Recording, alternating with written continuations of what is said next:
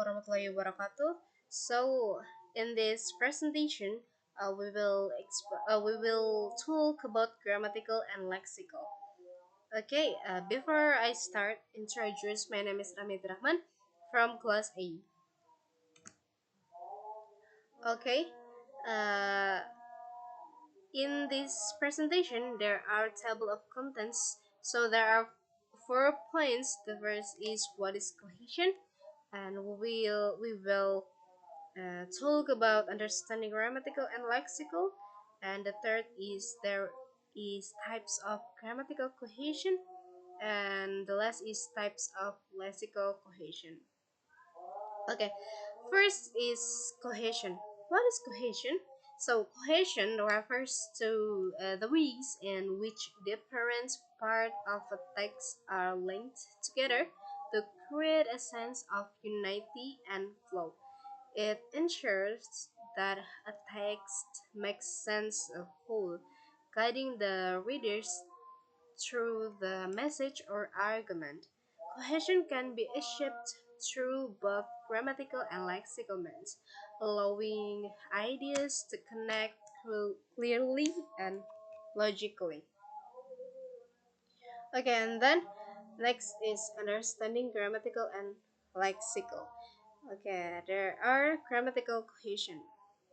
These types of cohesion refers to the connections between different parts of a sentence or between sentences. They are made using grammatical elements. These elements helps ensures the structure of the text is connected. And the next is lexical cohesion. So, lexical cohesion is achieved by using vocabulary effectively with repeated words or related words like synonyms, antonyms, and yeah, that it ensures the ideas are tied together through meanings rather than structure. And next, there are types of grammatical. And then the types of grammatical, there are 4 main types. The first is reference, the second is substitutions, the third is ellipsis, and the last is conjunction. Okay, the first, there are reference. Reference involves using pronouns, demonstratives, or definite article to refer back to previously mentioned or easily identifiable elements in the text. So, uh, reference, reference, or we can say referency. Nah, itu seperti kata ganti atau demonstratif yang digunakan untuk merujuk kembali ke kata atau frasa yang telah disebutkan sebelumnya dalam teks. Okay, the second is substitution. So substitutions occurs when a word or phrase is replaced with another that serves the same purpose. Nah, jadi pada substitusi itu terjadi ketika suatu kata atau frasa diganti dengan kata lain yang memiliki makna serupa atau setara dalam konteks tersebut. Nah, and then the third, there is ellipsis. Ellipsis refers to the omission of words or phrases because they can be understood from the context. Oke, jadi ellipsis itu bisa disebut dengan penghilangan. Nah, jadi pada teknik yang menghilangkan kata atau frasa itu dapat dipahami dari konteks. Nah, jadi penghilangan ini tidak mengurangi makna, tetapi membuat teks lebih ringkas dan efisien. Okay, then the last, there are conjunction. So conjunction involves linking ideas or clauses together with words like and, but, because, so, and etc. to establish relationships between them. Nah, jadi yang terakhir itu ada conjunction. Jadi conjunction itu kata atau frasa yang digunakan untuk menghubungkan dua kalimat atau klausa. Nah, jadi conjunction itu menunjukkan hubungan antara ide-ide dalam teks. Nah, bisa juga seperti sebab akibat, perbandingan atau kontras. Okay, and the next there are the example of the types of grammatical. Okay, the first there is reference. For the example of reference, there are John went to the store. He bought some groceries. In this example, he refers back to John. Okay. Nah, bisa juga untuk contoh lain seperti Rina membeli buku di toko buku. Nah, pada dia dia sangat senang dengan pilihan bukunya. Nah, jadi pada kalimat dia itu merujuk kembali ke Rina. Itu kata ganti. Dia di situ merupakan kata ganti untuk menggambarkan untuk menunjukkan si Rina. Okay, yang kedua, the second is substitution. Okay, for example of substitution is I will have the blue one. Can you pass it to me? Here, it substitution for the blue one. And then, I will give another example for substitutions. Maybe I will in Indonesia, like saya suka es krim, saya makan itu setiap hari. Nah, kata itu menggantikan es krimnya. Jadi substitution itu kata itunya menggantikan es krimnya, menggantikan objek yang ada di situ. Nah, oke, yang selanjutnya itu ada ellipsis. Okay, so ellipsis. For example, I like coffee and she doesn't.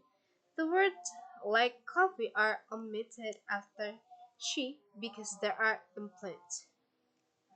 Okay, untuk menambah pemahaman, I will give another example.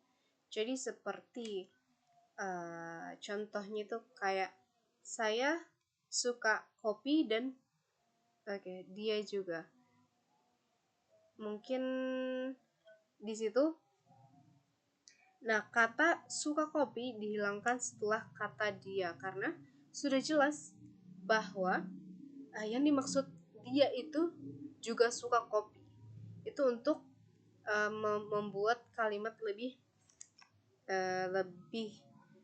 simple dan lebih mudah bisa jadi lebih mudah dipahami agar tidak ada pengulangan kata untuk mempersingkat kata.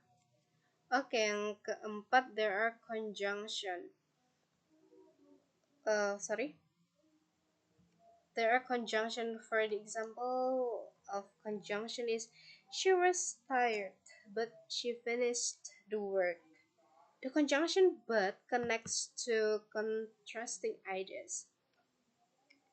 Jadi di situ menghubungkan dua ide yang kontras. For another example, untuk contoh yang lain, misal seperti dia sangat rajin belajar sehingga dia lulus dengan nilai tinggi. Nah, kata sehingga itu menunjukkan hubungan sebab akibat antar kerja keras dan keberhasilan. Nah, conjunction itu adalah kata penghubung seperti dan juga bisa untuk menghubungkan hal satu dengan hal lain. Misal, saya dan teman saya sedang makan bakso. Nah, kata dan di situ merupakan conjunction. Next, there are types of lexical. Nah, there are 2 points. The first is reiterations and the second is collocation. So, reiterations involves repeating the same words or using synonyms or near synonyms to create cohesion in the text. For example, like the dog ran to the park. The puppy was excited to play. Dog and puppy are related terms that help reinforce the idea of the animal in both sentences. And for collocations, it refers to the frequent occurrence of words that naturally go together in a language. These combinations of words provide cohesion because they feel familiar and predictable to the reader. Example like she made a strong coffee. Here, strong collects with coffee, forming a natural pairing. Okay, next is conclusion. So, grammatical and lexical cohesions are vital for creating coherence and clear text. Grammatical cohesion is achieved through the structural elements of a sentence, such as reference, substitutions, ellipses, and conjunctions. So lexical cohesion is achieved through the use of repeated words and related vocabulary, including reiterations and collocations. Both types of cohesion ensure that the text flows logically, making it sorry,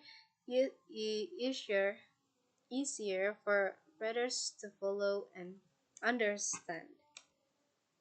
And then thank you for watching my video, and I want to say sorry because if my voice is not clear because I have a cold and I have a flu. Okay, thank you very much and see you. Assalamualaikum warahmatullahi wabarakatuh.